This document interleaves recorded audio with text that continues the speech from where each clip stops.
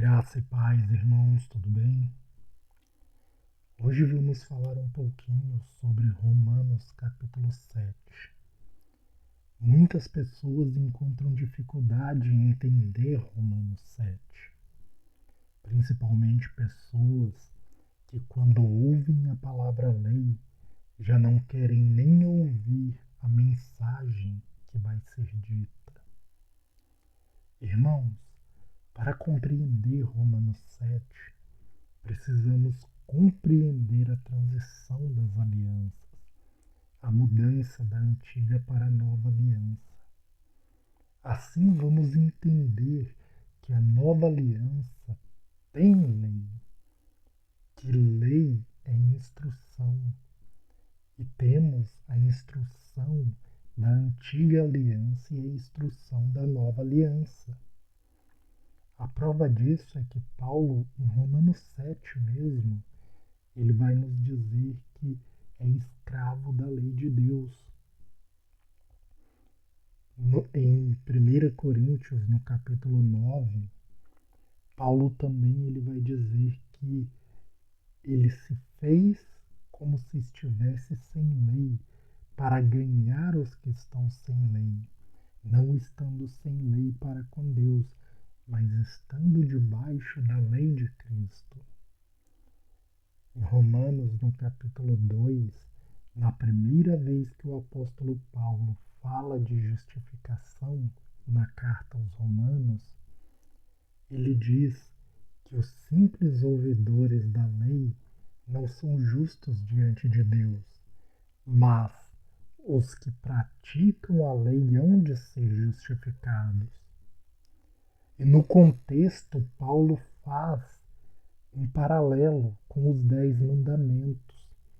A lei de Deus que foi escrita em tábuas de pedra, testemunhando a dureza do coração do homem. Porque quando Moisés quebrou as tábuas de pedra, foi dado testemunho de que a lei não foi inscrita no coração dos que a ouviram. Por isso, 40 dias depois, eles estavam quebrando a aliança com Deus. Assim também com cada um de nós. Se a lei de Cristo não estiver gravada pelo Espírito em nosso coração, seremos infiéis em nossa aliança com Deus.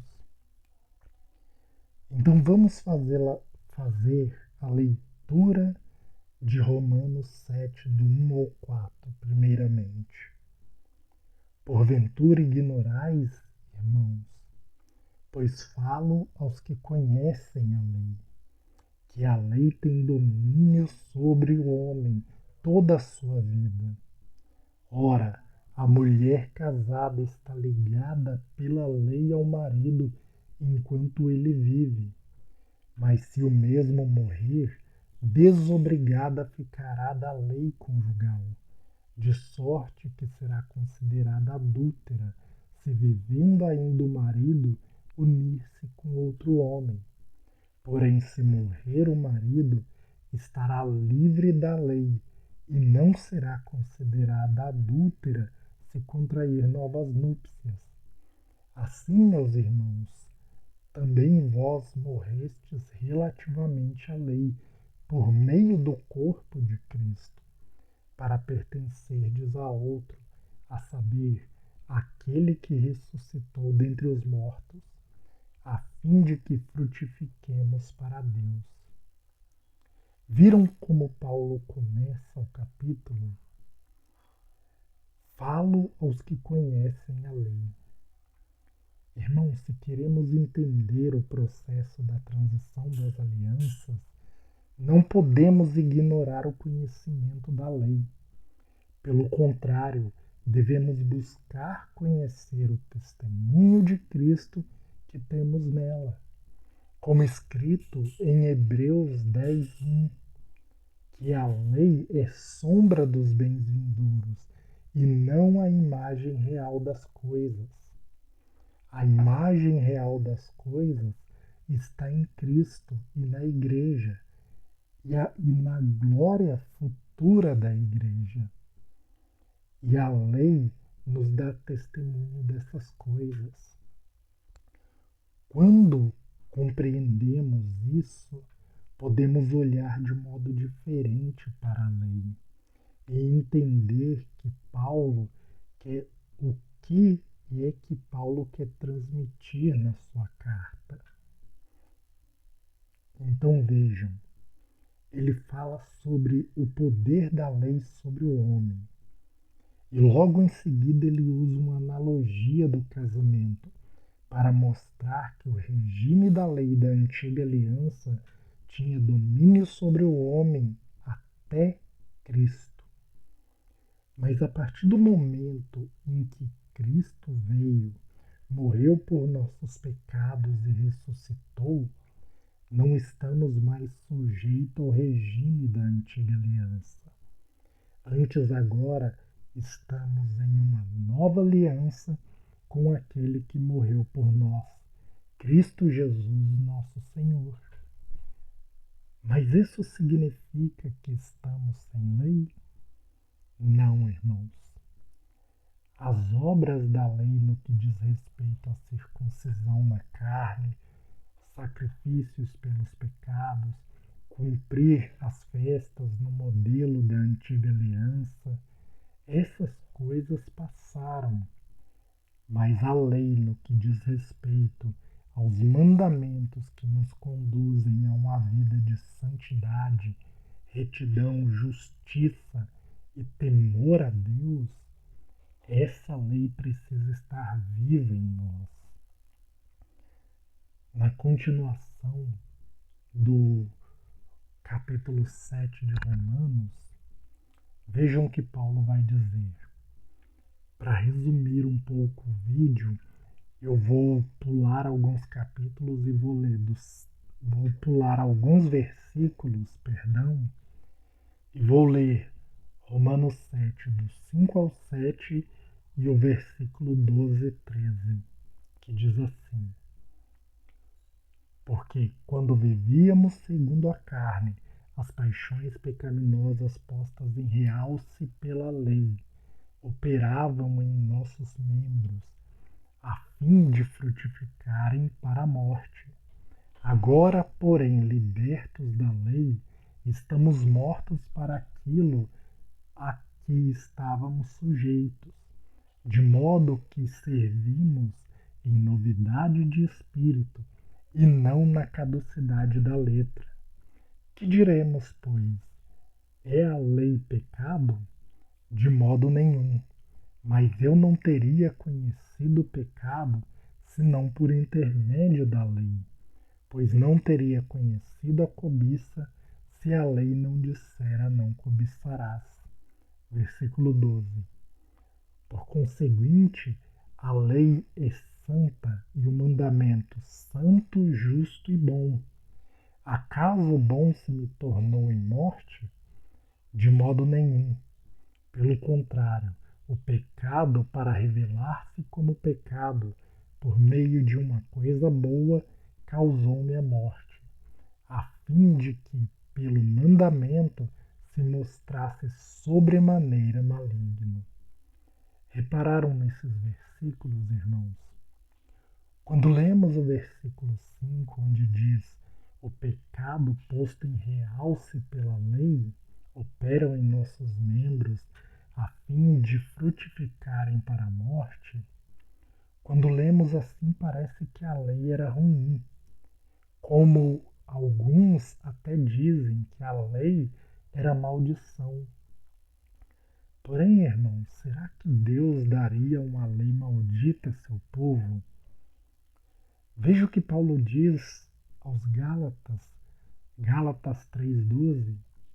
Ora, a lei não procede de fé, mas aquele que observa os seus preceitos, por eles viverá. Antes de Cristo, aquele que cumprisse a lei tinha vida por ela. Então a lei não era maldita, a lei não era má. Mas por que ela colocava em realce as paixões pecaminosas? porque a lei traz a consciência do pecado ao homem. Mas agora, não mais no regime da antiga aliança, libertos da lei que faz recordação do pecado por meio do corpo de Cristo, temos nossa consciência purificada. Morremos para o pecado ao qual estávamos sujeitos, passando a viver em novidade de espírito e não mais na caducidade da letra. Então a lei é boa e o mandamento santo, justo e bom, mas o pecado, para se mostrar sobremaneira maligno, ele se aproveita do mandamento para causar a morte no homem. Porque, como está escrito em 1 João 3,4, todo aquele que pratica pecado também transgride a lei, porque o pecado é a transgressão da lei. Então, quando o mandamento diz: não cobiçarás, não matarás, não furtarás, o pecado se põe em realce, tentando o homem a fim de que ele peque. Por isso, em Romanos 7 em diante, Paulo mostra um grande conflito da carne contra o espírito e mostra que a lei do pecado está na carne, mas a lei de Deus está no espírito. Então, irmãos, aqueles que por meio de Cristo matam os desejos da carne vivem em novidade de espírito, mas aqueles que permanecem na carne, na caducidade da letra, tendo ela envelhecida em si e não renovada em seus corações.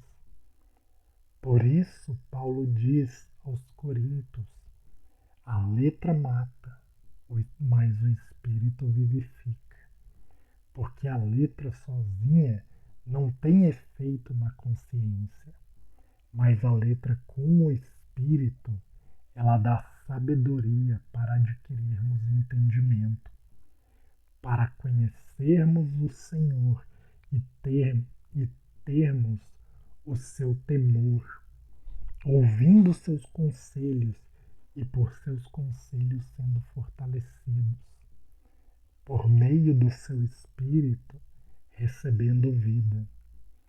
É os 7 Espíritos de Deus que nós vemos em Isaías 11. Então, irmãos, meditem nesta palavra. E se você ouviu esse estudo até aqui e não é inscrito no canal, por favor, inscreva-se. Deixe o seu like e compartilhe os estudos para que outras pessoas também sejam edificadas. Que Deus abençoe poderosamente a vida de todos. No nome do Senhor e Salvador Jesus Cristo. Amém.